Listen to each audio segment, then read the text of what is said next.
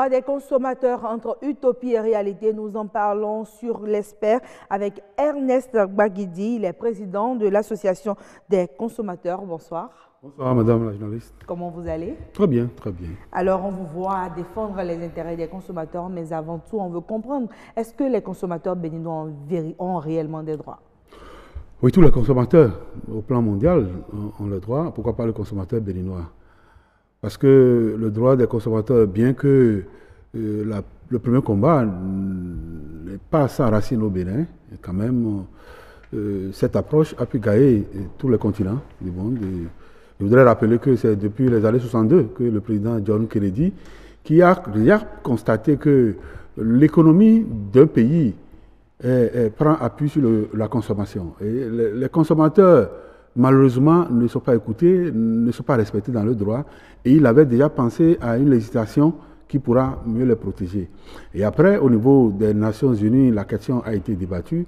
Déjà, en 1985, il y a déjà les principes directeurs des Nations Unies sur la protection des consommateurs qui a été révisé 2 fois déjà, en 1999 et en 2015. D'accord. Et dans ces principes directeurs, vous aurez constaté qu'un accent a été mis de manière particulière du moins, sur la nécessité de respecter les droits légitimes des consommateurs. Justement, en parlant de ces droits légitimes, est-ce que le consommateur béninois sait qu'il a des droits? Justement, le consommateur béninois, on pourrait penser qu'il ne sait pas, si vous voyez comment les lois et les textes sont vulgarisés au Bénin. Et c'est ce que nous essayons de faire. Mais vous savez, le citoyen, il a priori, n'a pas besoin de savoir s'il est protégé, mais c'est l'État qui le protège. Et c'est pourquoi, Pour vous, l'État devrait le protéger de facto. De facto, et c'est fait. Du point de vue réglementaire, vous aurez constaté que le droit de consommateur est une extension du droit pénal. Parce qu'on assiste à des conflits, des litiges commerciaux. Oui. Quelqu'un qui fabrique de faux médicaments et qui met sur le marché, il est poursuivi par la loi. Vous aurez constaté aussi que quand vous contractez avec un opérateur qui est dans la distribution des chaînes de télévision, vous achetez un bouquet de fleurs et de chaînes, et il modifie à votre insu, alors que vous êtes contractant, le droit des consommateurs vous défend. Le droit des consommateurs, c'est aussi un droit civil, pourquoi pas le droit de l'homme? D'accord. Parce que ça met l'accent sur l'accès des produits de première nécessité. Alors, comment est-ce que le consommateur béninois alors fait pour pouvoir faire respecter ses droits? Nous avons la chance d'avoir au Bénin la loi 2007-21 portant protection des consommateurs. Je dis ça parce que nous sommes dans un état de droit. Il faut d'abord que le consommateur reconnaisse qu'il y a un droit qui le protège. Maintenant, la loi a été votée, il faut des tests d'application. Malheureusement, cette loi n'a pas connu d'évolution, des tests d'application. Mais nous, au niveau des organismes de consommateurs... Qu'est-ce qui explique cela d'abord? Mais vous savez... Le fait qu'on n'ait pas évolué? Non, le fait de... Je dis tout vient de l'État. Les tests d'application, ce n'est pas nous. Nous, on a fait tout ce qui est de notre pouvoir pour attirer l'attention du dirigeant sur la nécessité de prendre des tests pour protéger le citoyen. Et parce que c'est l'État qui est garant de la santé, de la sécurité des populations. Ce n'est pas nous. Oui. Donc, nous accompagnons l'État à faire respecter les normes de qualité dans tous les domaines d'activité. Donc, en principe, nous sommes une ramification sans être l'appendice de l'État, bien entendu. Nous avons effectivement notre indépendance vis-à-vis de l'État. Mais tout ce qui doit, de manière réglementaire, protéger le consommateur dans les tests secondaires, c'est l'État qui doit prendre. Mais je dois vous dire, pendant longtemps, on nous a dit que nous sommes un pays à économie fiscale. L'État a besoin de protéger les entreprises.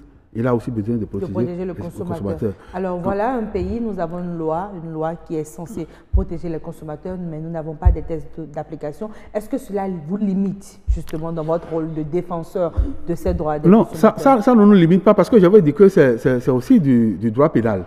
Et vous aurez constaté que le Code de procédure pénale qui a été voté tout récemment a prévu à son article 4 déjà que les organisateurs de consommateurs ont la possibilité désormais d'ester en justice tout opérateur économique, tout commerçant qui aurait voulu tordre le cou à la loi, brimer le consommateur dans ses droits. Donc, ça veut dire qu'il y a eu un peu d'évolution.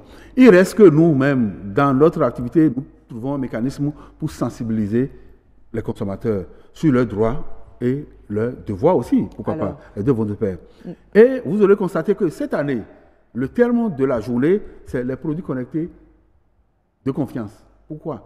Vous avez votre smartphone, vous avez des jouets et vous avez des montres, tout ça là est connecté. Mais est-ce que ces produits sont vraiment accessibles? Est-ce qu'il y a la confidentialité il y a la protection des données? Est-ce que c'est garanti? Est-ce qu'il y a la transparence? D'accord. Qu'est-ce qui peut nous dire aujourd'hui que le malvoyant qui utilise sa montre, qui doit, par vibration, avoir les informations balancées sur son clavier braille pour que lui puisse...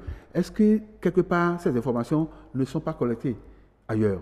Vous aurez constaté que vous connectez votre smartphone à une imprimante. Vous avez d'antivirus sur votre smartphone peut-être, mais l'imprimante ne l'a pas. Donc, c'est vous dire est-ce que nous sommes en sécurité. Donc, c'est sur ça que nous voulons discuter. On penserait quand même que le problème de sécurité a été levé ici au Bénin avec le code, le nouveau code. Mais le code est venu nous protéger. Mais est-ce que ça veut dire que les appareils sont sécurisés? Le code est venu dire simplement... Qui devrait s'en assurer? Non, mais ça, c'est pourquoi nous accompagnons le législateur et les fabricants et en leur disant attention, ce que vous mettez sur le marché, il faut nous donner la garantie de ce que ça nous protège, ça nous profite. Il faut une certification sécurité. Oui, il faut sécuriser, il faut normaliser d'abord, parce qu'il faut le fabriquer sur la base d'un référentiel. Mais la normalisation au plan juridique, c'est les tests que nous prenons. Donc, nous nous battons pour que ce dernier consommateur qui n'a pas la possibilité qui n'a pas a priori le droit de recours, parce que c'est ce qu'il pense, nous souhaiterons que déjà en amont, qu'on prenne des mesures pour le sécuriser. Alors, vous êtes le défenseur des sans-voix, comme on le dit, mais pour beaucoup de fois où vous avez pris des motions, décidé d'une façon de sanctionner telle ou telle autre structure qui brimerait le droit des consommateurs, on a l'impression que les consommateurs ne suivent pas toujours la danse. Non, justement, ça, c'est le consommateur béninois, il faut reconnaître, il est trop passif. Il est trop passif et il veut qu'on fasse tout à sa place. Non, vous voyez dans les autres pays, et seulement vous verrez que c'est seulement quand il s'agit de la politique, tout le monde s'y intéresse. Vous voyez combien de fois, excusez-moi, nous perdons.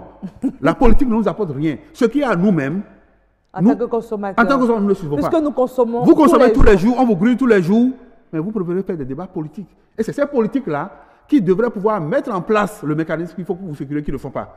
Mais quand il s'agit de leur intérêt, ils vous distraient, ils vous détournent de l'attention.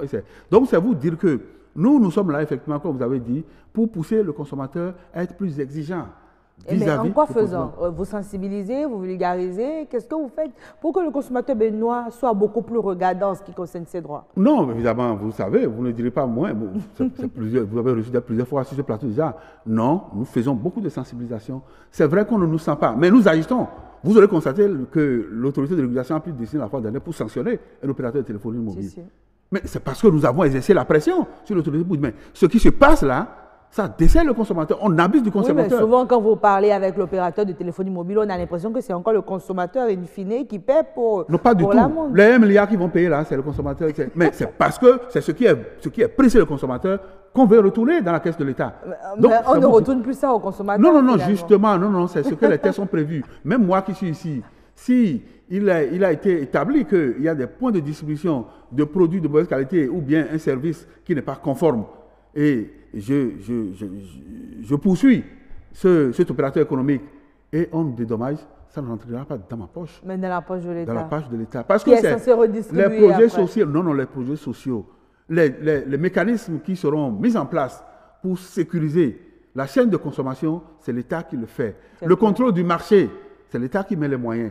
Donc, je peux être d'accord avec vous, si les structures régaliennes qui doivent se charger du contrôle, de la surveillance du marché, ne le font pas comme il se doit, le consommateur a le droit de d'hausser le ton et d'exiger que ce soit fait pour qu'il soit protégé. Alors, pour vous, le premier défenseur des consommateurs, c'est encore le consommateur lui-même, mais là, on a en face un consommateur qui est passif. Comment on fait alors pour respecter le droit des consommateurs? Non, mais je crois que, vous savez, le Bénin, il est venu, il est en dernière position presque dans ce combat-là. Les pays qui ont compris et les gens sont exigeants, ne se sont pas levés du jour au lendemain. Donc, moi, j'excuse encore le consommateur. Je continue de dire qu'il ne comprend pas encore tout le mécanisme. Donc, nous ne serons pas fatigués de continuer à sensibiliser. Et c'est pourquoi nous utilisons les deux approches. Pendant que nous sommes en train de sensibiliser, nous essayons d'agir en amont. Les instances de décision, d'accord, nous préférons aussi agir là-bas pour apporter notre voix afin que le préjudice qu'on aurait pu causer aux consommateurs, ce soit déjà amorti là-bas. Mais au cas où malgré tout ce qu'on aurait fait, ça va descendre. Nous sommes encore là pour les accompagner maintenant en sortant les tests qui nous protègent pour demander aux gens de réparer le tort qu'ils ont causé aux consommateurs. D'accord, mais comment se fait la discussion avec les structures justement qui sont en place et qui sont dans la distribution, dans des produits de consommation de première nécessité? Comment vous discutez avec eux pour que dans leur politique à l'interne déjà, ils prennent en compte les droits des consommateurs? Non, je crois, c'est pourquoi je vous ai dit non, moi, ce que nous sommes en train de faire, c'est de faire la promotion de la qualité, pour apporter de la traçabilité à ce qui se fait. En fait, tout se passe à ce niveau. Et c'est pourquoi je salue la politique qualité qui a été adoptée déjà au Bénin. Si on peut en faire une exigence et dire même que les entreprises qui ne vont pas rentrer dans cette image n'auront pas la chance de capter les gros marchés, ce serait une manière de protéger le consommateur. Parce que là où il y a la qualité, il y a la traçabilité. Ça peut réduire un peu. Maintenant, convenez que nous, on ne peut pas aller directement vers les entreprises. C'est sûr. Et la loi ne nous autorise pas à réaliser. pas. Et c'est pourquoi nous passons toujours par les structures régaliennes. Mais vous connaissez l'État, le fonctionnaire béninois. Donc, nous avons aussi un frein à ce niveau. Mais cela peut se comprendre. L'opérateur économique, il n'est pas moins puissant. Si lui peut tenir l'État, il va le tenir. Donc, ils exercent la pression et pour donner l'impression qu'on est en train de les empêcher d'amener de l'argent à l'État. Et l'État étant frileux devant l'argent, à un moment donné, on n'arrive pas à comprendre ce qui se passe. Si vous permettez, nous allons revenir un peu sur ce mécanisme de défense justement du droit des consommateurs. Quel est le mécanisme mis en place par les associations des consommateurs pour défendre les consommateurs? En principe, quand vous avez un souci, il y a deux voies. J'ai dit, le Code de procédure pénale vous donne le droit d'aller directement à la justice. Vous-même en tant qu'individu. Vous-même en tant qu'individu. Deuxième chose, vous pouvez saisir une organisation de consommateurs. L'association de consommateurs, à un premier niveau, là, va saisir l'instance de régulation du secteur. Si c'est la télécommunication, si c'est l'énergie, nous saisissons l'instance de régulation pour voir si on peut avoir d'arbitrage. Puis sur le consommateur, ce n'est pas qu'on aille enfermer quelqu'un, il suffit qu'on répare le préjudice. Oui. Voilà. Donc, on essaie de voir un niveau de règlement. Si ce n'est pas fait, alors nous pouvons aller en ce moment au tribunal. Mais très souvent, et ce qui nous embête, il arrive que des consommateurs vous saisissent. Vous enclenchez le processus, mais à un moment donné, je donne un exemple, ça fait un peu mal, ça continue de me faire mal. Une dame qui vient d'accoucher, qui a déposé son bébé à la crèche. Quelques heures après, on l'appelle pour dire il y a une situation. Elle vient, on lui donne un cadavre de bébé. Elle nous saisit, nous dit mais comment une crèche peut se comporter de cette façon? On va enclencher le processus. 2 jours après, elle se pointe avec son mari et dit mais il faut laisser, nous sommes d'une obédience religieuse. Oui. On nous a dit. Que c'est Dieu qui Mais quand vous êtes en face des consommateurs de cette trempe, ça vous décourage.